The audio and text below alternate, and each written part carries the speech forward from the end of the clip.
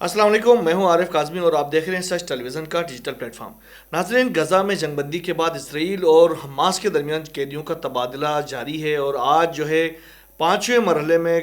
قیدیوں کا تبادلہ ہو گیا ہے۔ خاص طور پر اسرائیل کے 3 قیدیوں کو حماس کی جانب سے رہا کیا گیا ہے، جبکہ اسرائیل کی جانب سے 183 فلسطینی قیدیوں کو رہا کیا گیا ہے۔ یہ جو 3 قیدی تھے ان کو دیر البلاح کے علاقے میں خاص طور پر اسرائیل کے حوالے کیا گیا انٹرنیشنل ریڈ کراس کے تھرو، اور حماس نے اس حوالے سے ایک بڑی اہم تقریب رکھی تھی، جو کہ اس بار جو تقریب رکھی گئی وہ ایک رہائشی علاقے میں رکھی گئی تھی، تاکہ ڈونلڈ ٹرمپ کو، جو کہ غزہ کو ہتھیانا چاہتے ہیں، غزہ کے اوپر قبضہ کرنا چاہتے ہیں اور غزہ کے شہریوں کو وہاں سے بے دخل کرنا چاہتے ہیں، ان کو یہ پیغام دینا تھا کہ دیکھ لیں یہ جو علاقہ ہے، یہ جو غزہ ہے، یہ تو غزہ کے شہریوں کا ہے اور وہ یہاں پر اب بھی رہائش پذیر ہیں۔ لہٰذا انہوں نے ایک ایسے علاقے میں جہاں پر رہائشی عمارتیں بھی کچھ انٹیکٹ ہیں، وہاں پر انہوں نے اپنی اس تقریب کو وہاں پر آرگنائز کیا تھا، اور بڑی اہم تقریب تھی۔ ایک طرف اس تقریب کے ذریعے ٹرمپ کو بھی پیغام دیا گیا کہ بھائی یہ جو علاقہ ہے، غزہ کا علاقہ ہے، یہ حماس کا ہے، یہ فلسطینیوں کا ہے، اور یہاں پر فلسطینی رہیں گے اور تمہارا تو کوئی تعلق نہیں ہے، یہاں پر کوئی تمہارا حصہ نہیں ہے، تم بیگانے کی شادی میں عبداللہ دیوانہ بننے جا رہے ہو اور اس میں تمہارا کوئی تک نہیں بنتا۔ بہرحال جو 3 قیدی اسرائیل کے جو رہا کیے گئے ہیں، ان میں حماس نے 65 سالہ اوہاد بن ایمی ہے، اور دوسرا 52 سالہ ایلی شرابی ہے، اور تیسرا 34 سالہ اور لیوی۔ یہ 3 اسرائیلی جو قیدی تھے حماس کے پاس گزشتہ 15 مہینوں سے ان کے قید میں تھے، آج دیر البلاح میں اس تقریب کے دوران باقاعدہ طور پر انٹرنیشنل ریڈ کراس کے تھرو اسرائیل کے حوالے کر دی گئی۔ اس کے بدلے میں 183 قیدی جو ہیں وہ اسرائیلی قید سے رہا ہو گئے، جن میں سے 18 قیدی جو تھے وہ عمر قید کی سزا کاٹ رہے تھے، جبکہ 54 قیدی جو ہے وہ طویل جو سزائیں ہیں وہ کاٹ رہے تھے، آج وہ رہا ہو چکے ہیں۔ بہرحال حماس نے تبادلے کی تقریب جو رہائشی علاقے میں رکھی، اس کے حوالے سے میں نے آپ کو بتا دیا تھا۔ دوسرا یہ کہ ٹرمپ نے بھی جب یہ جو پوری دنیا سے جس طریقے سے ایک مزاحمت سامنے آئی ہے، خاص طور پہ یورپ کے اندر سے اور پھر امریکن اندر کمیونٹی کے اندر سے بھی جس طریقے سے ریزسٹنس سامنے آیا ہے، وائٹ ہاؤس کے سامنے جس طریقے سے احتجاج ہو گیا ہے، جبکہ پوری دنیا نے اس کے منصوبے کو مسترد کر دیا ہے، تو ابھی ایک یو ٹرن تھوڑا سا لیتے ہوئے انہوں نے یہ کہا کہ یہ جو غزہ کا کنٹرول سنبھالنا اور تعمیر نو کے منصوبے میں ابھی کوئی جلدی نہیں ہے، ان کو یہ آگے کر لیں گے، لیکن ابھی کوئی فی الحال اس طرح جلدی نہیں ہے کہ فوری طور پر قبضہ کر لیا اور تعمیر نو کا کام شروع کر دیا۔ تو اب وہ یہ ہے کہ پہلے تو بالکل قبضے کے اوپر آ گیا تھا، اب تعمیر نو اور عارضی بے دخلی کے حوالے سے باتیں سامنے آ رہی ہیں۔ سابق سعودی انٹیلیجنس جو چیف تھے شہزادہ ترکی الفیصل، انہوں نے بھی ٹرمپ کو ایک کرارا جواب دے دیا۔ انہوں نے کہا کہ اگر فلسطینیوں کو غزہ سے منتقل یہ کرنا ہے تو ان کو ان کے آبائی علاقوں میں منتقل کر دیں۔ ان کے جو آبائی علاقے ہیں وہ جافا ہے، یعنی جافا تل ابیب کا پرانا نام ہے، ان کو وہاں منتقل کر دیں، حیفا میں منتقل کر دیں، کیونکہ وہاں ان کی آبادی تھی، وہاں ان کے گھر تھے اور وہاں ان کے زیتون کے باغات تھے، ان کو تو آپ نے وہاں سے بے دخل کیا ہوا ہے، تو آپ فلسطینیوں کو وہاں پر منتقل کر دیں، غزہ والوں کو وہاں پر منتقل کر دیں، جافا کے اندر منتقل کر دیں، آپ حیفا کے اندر منتقل کر دیں، اور آپ نے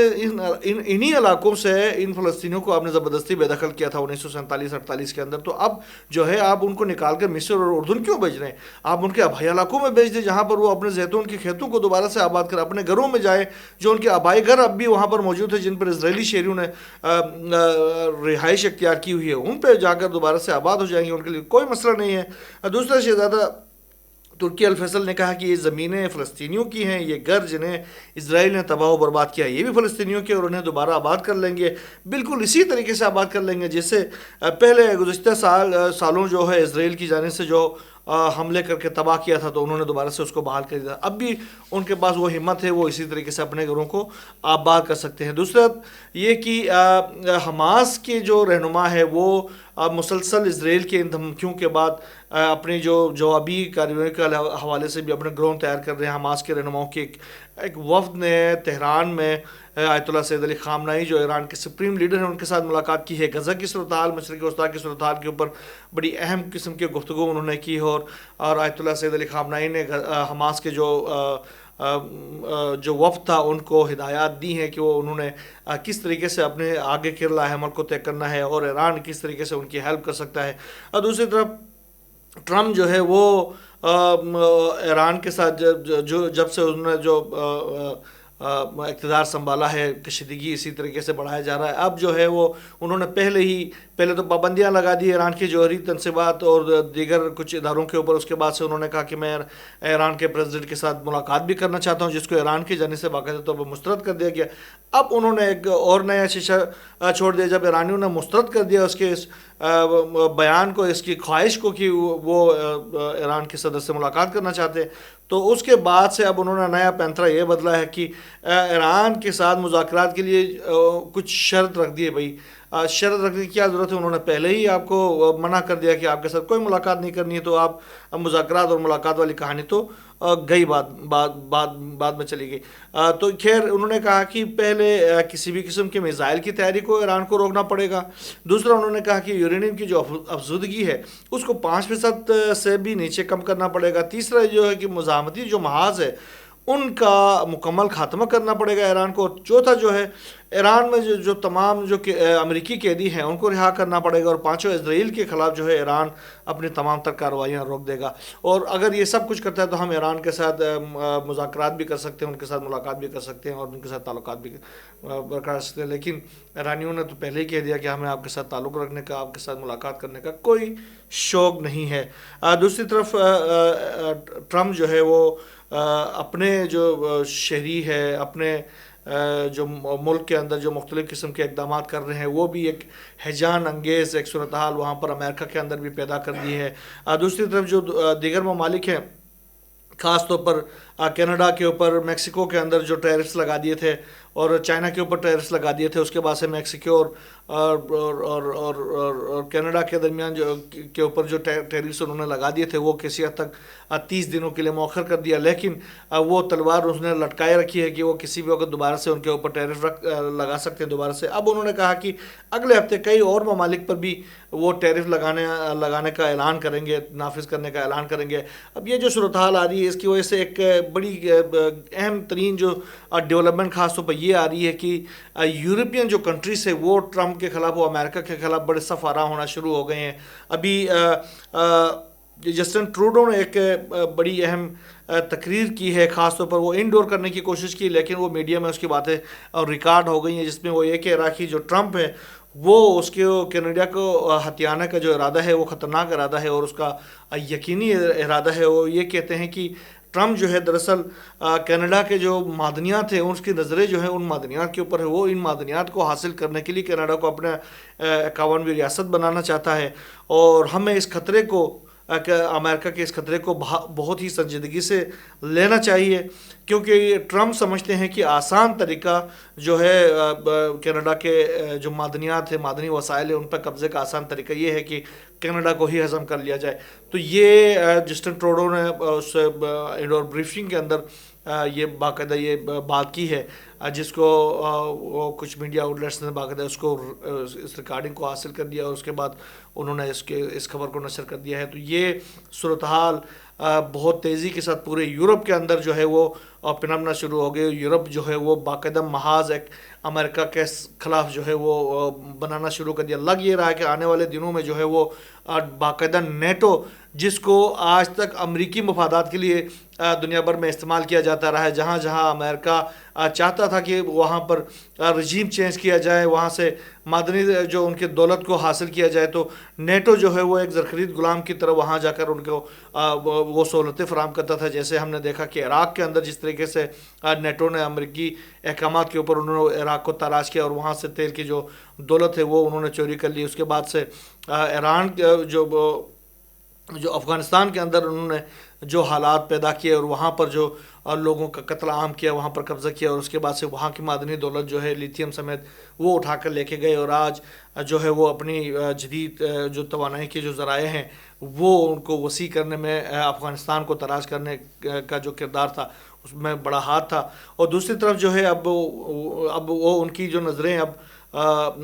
یورپ کے جو معدنیات کے اوپر جب بڑھنا شروع ہو گئی ہیں ٹرمپ کی، تو اب یورپ جو ہے وہ کھڑا ہو گیا ہے، اور آنے والے دنوں میں نیٹو جو ہے وہ یہی لگ رہا ہے کہ وہ امریکہ کے خلاف سربراہ ہو جائے گا، اور آنے والی جو جنگ ہے وہ نیٹو اور امریکہ کے درمیان ہوتی ہوئی دکھائی دیتی ہے، جس کے لیے تمام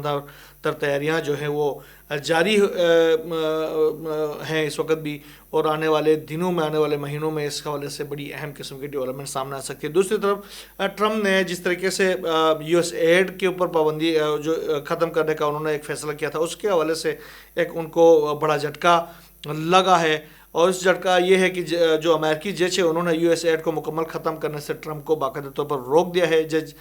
کارل نکولس نے تقریباً 2200 ملازمین کو جبری رخصت پر بھیجے جانے کا جو عارضی اس کے اوپر عارضی پابندیاں لگا دی ہے، کیونکہ اس سے پہلے جج نے ایجنسی کے تقریباً تمام اوورسیز ملازمین کو 30 روز میں واپس بلانے کے خلاف حکم امتناعی جاری کیا تھا، لیکن اس کے خلاف جو اس تنظیم کے جو یونین کے لوگ تھے وہ عدالت میں چلے گئے تھے، جس کے بعد انہوں نے کہا کہ ٹرمپ نے اس اقدام کے لیے کانگریس سے ابھی اجازت حاصل نہیں کی ہے، اس لیے ٹرمپ کا یہ اقدام غیر آئینی ہے، جس کے بعد امریکی عدالت کے جج نے ٹرمپ کے اس اقدام کو فی الحال روک دیا ہے۔ 2200 جو ملازمین ہیں ان کی کو جبری رخصت پر بھیجنے سے پہلے ہی ان کو روک دیا ہے۔ دوسری طرف ٹرمپ نے جہاں یو ایس ایڈ کے اوپر پابندی کو ختم کیا، وہاں پر U S A I D کو بھی بند کرنے کا حکم دے دیا ہے۔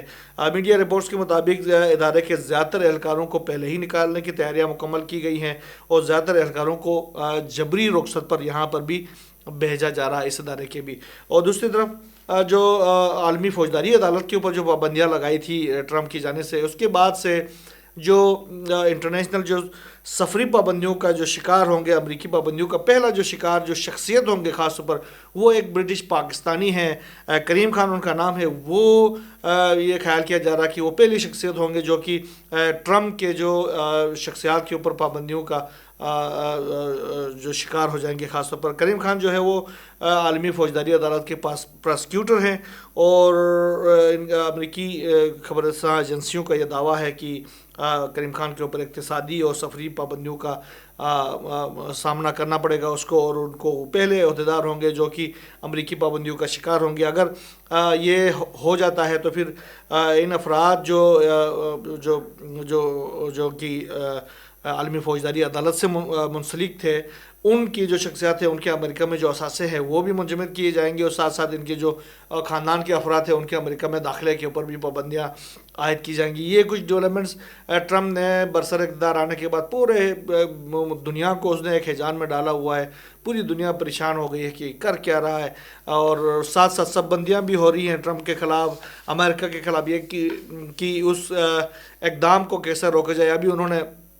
ایک طرف انہوں نے کہا کہ وہ اور رشیا کے ساتھ تعلقات دوبارہ بحال کرنا چاہتے ہیں، دوسری طرف انہوں نے آج انہوں نے کہا کہ وہ شمالی کوریا کے ساتھ بھی دوبارہ سے تعلقات بحال کرنا چاہتے ہیں۔ انہوں نے یہ کہا کہ اگر میں کم جونگ ان سے میں ملاقات کرتا ہوں تو اس سے دنیا جو ہے وہ اور زیادہ محفوظ ہو جائے گی، دنیا